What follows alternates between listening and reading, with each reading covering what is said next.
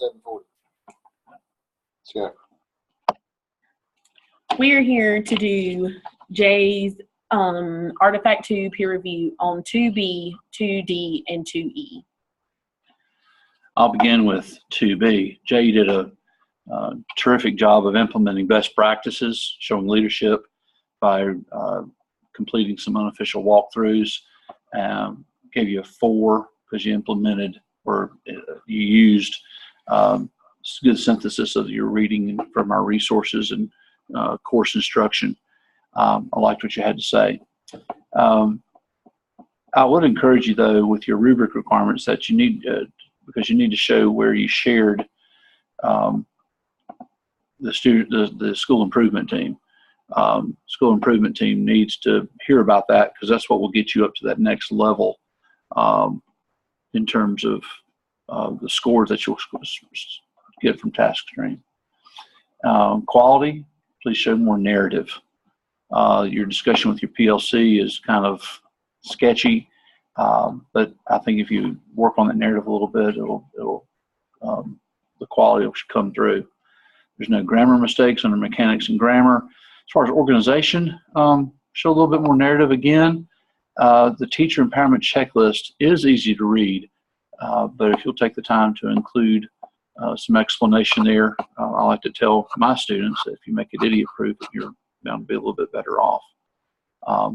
So there's not any discussion I need to share with you about descriptors or references for 2B because the 2B was just simply the graphic, and you did a fine job with that. Just fine-tuned a couple of points. I'll also look at 2D.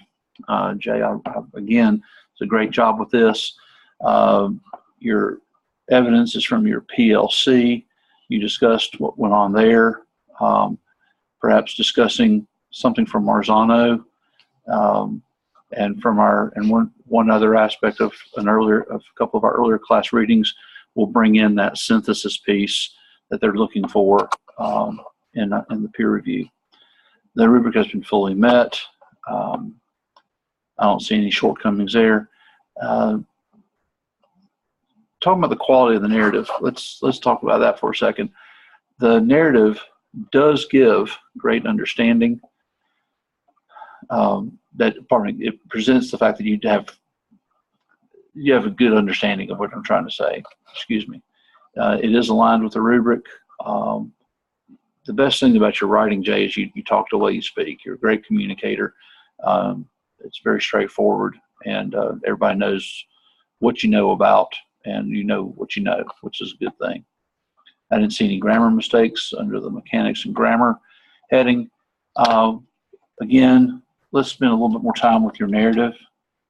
And finally, the descriptors were clearly present when reading the artifact. They were straightforward A, B, C, D, all the way down the list, and didn't have a need to comment on references. One more time, I'll say go a little bit more in depth on your narrative, and I think you'll be okay. All right, so on part E for Artifact 2, the synthesis from the course, you can tell in your action plan where you implemented best practices and your leadership in leading those best practices with your unofficial walkthroughs, and that was present in your action plan. You met most of the rubric requirements, but you need to show where you shared with the school improvement team to get accomplished. The quality was there, just like we were saying, show some more narrative with your discussion with PLC, and you could also add those minutes to the appendix.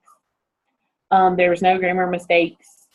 For your organization, the headings were well written. Just make sure that you show some more narrative to prove how your checklist complies with teacher empowerment.